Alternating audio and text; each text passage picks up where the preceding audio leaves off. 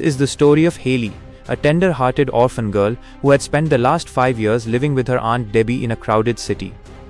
Debbie had always loved her like her own child, but fate had different plans. When Debbie received a new job in the distant city of Frankfurt, she realized she could no longer take care of little Hailey.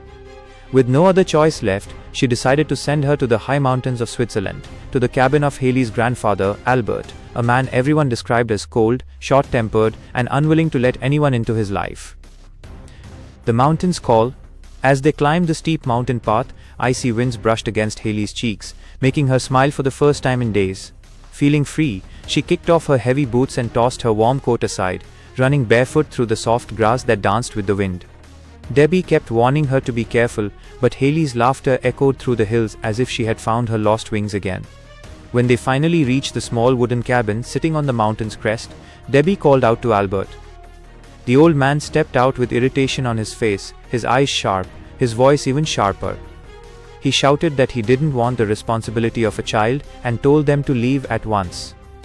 Hailey shrank back, fear and confusion filling her young eyes. Debbie folded her hands and begged him, just for a few days, but he refused to soften. With a heavy heart she turned around, pretending to take Hailey back. But just a few steps away, she whispered to Hailey to hide behind the cabin and wait. Then Debbie walked quickly down the mountain, tears burning her eyes. It didn't take long for Albert to realize he'd been tricked. Furious, he yelled after Debbie, but she never looked back. He slammed his cabin door shut, leaving Hailey alone in the freezing wind. The little girl cried softly and wandered to the small goat shed nearby. With nowhere else to go, she curled up on the dry hay beside 2 gentle goats and spent her first night there, cold, scared, and completely alone. A new home. At sunrise, Albert stepped out and saw her sleeping in the shed. He didn't say a word. Without expression, he milked a goat and handed her a bowl of warm milk. He kept himself busy all day, ignoring her presence. When night fell, Hailey whispered timidly, "Grandpa, where should I sleep?" He replied bluntly, "Wherever you want." She found a small ladder and climbed up to the attic, where she discovered a soft bed of hay under a window full of bright twinkling stars. It felt magical, and with a relieved smile, she made that cozy space her home. The next morning, a local boy named Peter arrived with a herd of goats. Albert instructed him to take Hailey along so she could learn how to live in the mountains. Hailey's eyes sparkled with excitement. She ran behind goats, plucked wildflowers, and laughed with pure joy across the open meadows. For the first time in her life, she felt totally, beautifully free. Peter smiled too, enjoying her happiness. Slowly, Hailey and Albert's bond grew. He began watching her quietly, and something long forgotten awakened inside him, love. One evening, Hailey returned from the hills to find a tiny wooden chair Albert had handcrafted for her. He placed his rough, warm hand on her head and said softly, "From now on, this is your home." Hailey burst into tears and hugged him tightly. After years of loneliness, Albert's cabin finally felt alive again. Seasons passed. Snow covered the mountains, Peter left for school, and Hailey often felt lonely.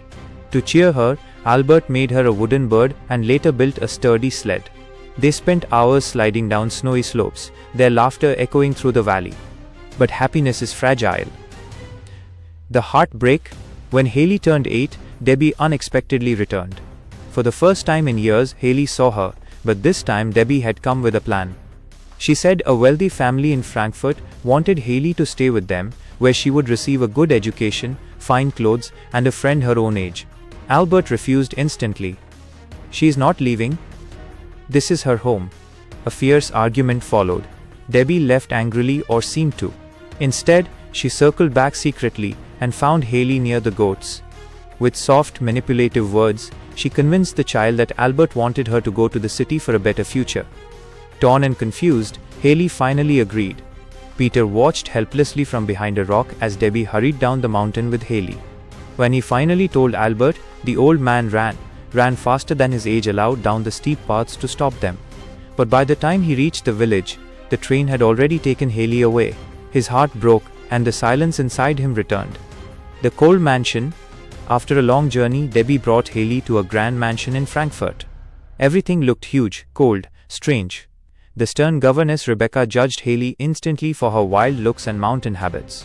Soon Hailey met Clara, a sweet girl in a wheelchair. Clara welcomed her warmly, and they became close friends within hours. But life in the mansion wasn't easy. Hailey struggled with reading, table manners, discipline, everything. Rebecca constantly scolded her, and Hailey often cried silently at night, dreaming of her mountains, her goats, and her grandfather.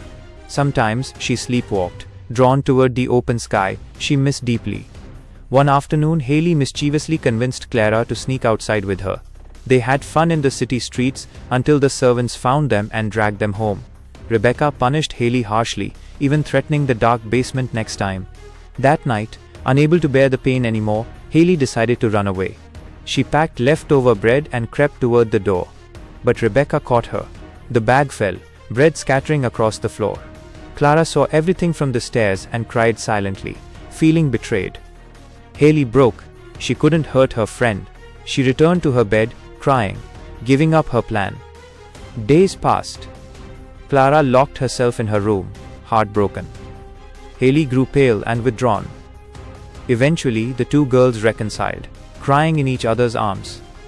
When Clara's father Henry returned home with his mother Margaret, the mansion filled with warmth again. Margaret instantly sensed Hailey's pain and gently encouraged her to learn reading. With new hope, Hailey began trying. But the nights grew strange. Footsteps echoed in empty halls. Doors creaked. Servants whispered about ghosts. One night, Henry discovered the truth. Hailey was sleepwalking, standing outside the door barefoot, staring toward the distant mountains, longing for home. The doctor examined her the next day and said the heartbreaking truth. Her soul is sick with homesickness. She must return to the mountains immediately.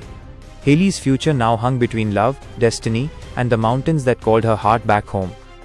And this is the unforgettable journey of little Hailey, a story of mountains, memories, and the unbreakable bond of a family torn between love and destiny. If her past was painful, her future is about to test her courage even more. Stay tuned for the next chapter of Hailey's extraordinary life.